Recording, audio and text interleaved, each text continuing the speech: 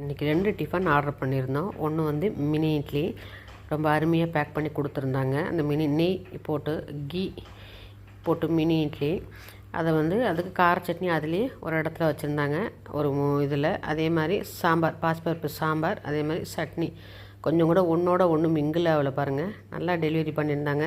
அதே மாதிரி வடையும் வந்து தனியாக ஒரு கவரில் வச்சு கொடுத்துட்டாங்க, அதிலே இருந்த பதத்தை போயிடும் இல்லையா, அதுக்கு அதே மாதிரி எக்ஸ்ட்ரா வேறு ஒரு சின்ன கிண்ணத்தில் சாம்பார் வேறு கொடுத்துருந்தாங்க.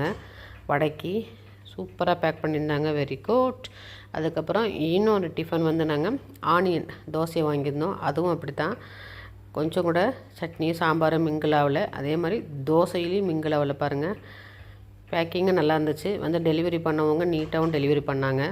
அதுவும் நல்லா வந்து புதினா சட்னி மாதிரி ஒன்று, அதே மாதிரி பாசிப்பருப்பு சாம்பார், கார சட்னி, 3மே ரொம்ப அருமையாக இருந்துச்சு.